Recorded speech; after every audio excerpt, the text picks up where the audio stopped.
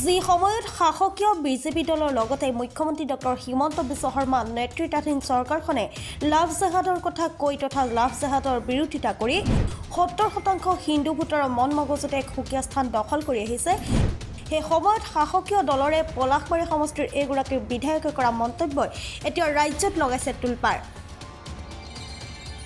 ইতিমধ্যে সামাজিক মাধ্যমত একাংশ হিন্দুত্ববাদী সংগঠনৰ দায়িত্বত থকা ব্যক্তিয়ে সমালোচনাৰে থকা সৰখা কৰিছে বিধায়ক হেমাংগ ঠাকুৰীয়াক চাওক বিধায়ক হেমাংগ ঠাকুৰীয়াই কি মন্তব্য কৰিছিল তেওঁৰ নামটো আৰু কওকচোন তেওঁৰ নামটো আৰু কওকচোন আমাৰ সৌভাগ্য যে আমাৰ এই অঞ্চলতে আব্দুল গফুৰ শ্বাহ তেওঁ আমাৰ সুদূৰ আৰৱৰ পৰা আহি আমাৰ ইয়াতে তেওঁ বসবাস কৰিছিলে আৰু ইয়াতে তেওঁ বিয়া পাতি ইয়াতে সংসাৰ কৰি আমাৰ ইয়াতে ধৰ্ম হিন্দু ছোৱালী বিয়া পাতি ইয়াতে আমাৰ ধৰ্ম প্ৰচাৰ কৰিছিলে আৰু তেওঁ এটাই বাৰ্তা দিছিলে যে শান্তিৰ বাৰ্তা সকলো জাতি জনগোষ্ঠীক লৈ কিদৰে আগবাঢ়িব লাগে সেইটো তেওঁ বাৰ্তা দিছিলে আৰু তেওঁৰ যে বাৰ্তা সেই বাৰ্তা আমাৰ এই অঞ্চলৰ বিভিন্ন লোকে আজি সেই তেওঁৰ বাৰ্তা পালন কৰিছে আৰু সেইকাৰণে আমাৰ বিশেষকৈ এই অঞ্চলত শান্তি বিৰাজমান হৈ আছে মই আগ্ৰহ প্ৰকাশ কৰি নতুন প্ৰজন্মই বহুতে হয়তো এই কথাবিলাক নাজানে তেওঁ যাতে অগ্ৰজসকলৰ পৰা এই কথাবিলাক অনুধাৱন কৰে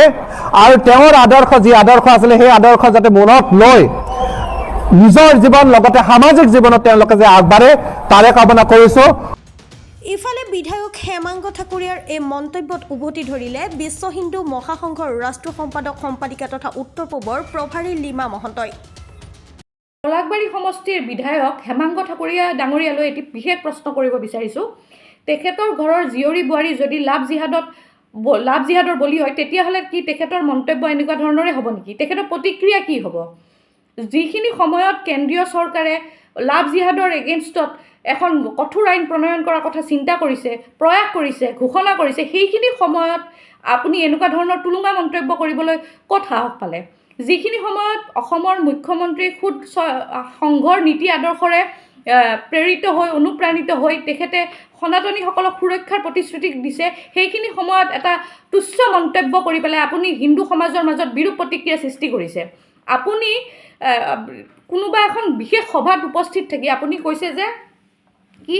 চাহ আলম নে কি এজন বিশেষ ব্যক্তি আৰৱৰ পৰা আহি পেলাই অসমত হিন্দু ছোৱালী বিয়া পাতি পেলাই নিজৰ ধৰ্ম প্ৰচাৰ কৰিছিলে শান্তিৰে বসবাস কৰিছিলে আৰু সেইখিনি নৱপ্ৰজন্মই জানিব লাগে কিহৰ বাবে নৱপ্ৰজন্মই জানিব লাগে কি শিকিব লাগে নৱপ্ৰজন্মই পুনৰ লাভ জেহাদ কৰি পেলাই হিন্দু যুৱতীক হত্যা কৰা শিকিব লাগে নেকি সেইটোৰ প্ৰেৰণা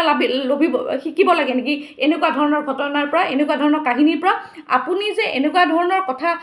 ক'লে এইটোৰ দ্বাৰা আপুনি নিজেই সংঘৰ নীতি আদৰ্শক আপুনি নৎসাত কৰি পেলাইছে আপোনাৰ এই মন্তব্যৰ এগেইনষ্টত আমি স্পষ্টীকৰণ বিচাৰিম আপুনি কিহৰ বাবে এনেকুৱা ধৰণৰ মন্তব্য দিলে আজি আপুনি দেখিছে যে গোটেই অসমখনত প্ৰত্যেকটো প্ৰান্ততে বৰপেটা ধুবুৰী হোজাই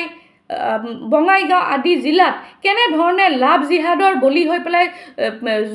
জীয়ৰী বোৱাৰীসকলে মৃত্যুক সাৱটি ল'বলগীয়া হৈছে আপুনি সেই বিষয়ে কিন্তু আজিলৈকে আপোনাক এটা মন্তব্য কৰাও দেখা নাপালোঁ কিন্তু আপুনি আজি বিশেষ এখন সভাত গৈ উপস্থিত আপুনি বিশেষ সভাত যাওক আমাৰ আপত্তি নাই কিন্তু আপুনি এখন বিশেষ সভাত গৈ পেলাই এনেকুৱা ধৰণৰ মন্তব্য কৰিবৰ কাৰণে ক'ত সাহস পালে কাৰণ যিখিনি সময়ত অসমৰ প্ৰতিটো হিন্দু সংগঠনে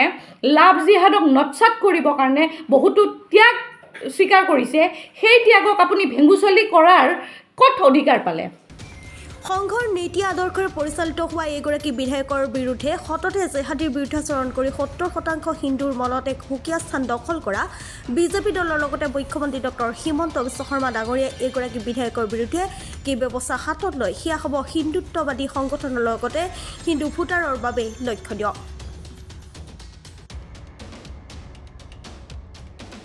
নিউজ ডেস্ক ৰিপৰ্ট প্ৰাতঃ টাইম ডিজিটেল অসমৰ সংবাদ জগতখনৰ বাবে এক সুখবৰ নৰূপ নহাজাৰে প্ৰায় 30 বছৰীয়া অভিজ্ঞতাপুষ্ট সাপ্তাহিক কবচ পুনৰ এবাৰ ৰাজ্যৰ মাজলৈ স্বচ্ছাধিকাৰী প্ৰণীতা কলিতাৰ দ্বাৰা প্ৰকাশিত আৰু অমৰজ্যোতি প্ৰিণ্টাৰ্ছ গুৱাহাটী কমাৰ্চ কলেজৰ বিপৰীত ফালে মুদ্ৰিত আমাৰ ঠিকনা মুখ্য কাৰ্যালয় অসম ফৰেষ্ট স্কুল হৰি মন্দিৰ পথ গুৱাহাটী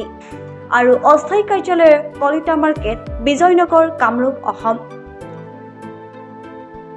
মোবাইল নং 9435114666 আৰু 7024722813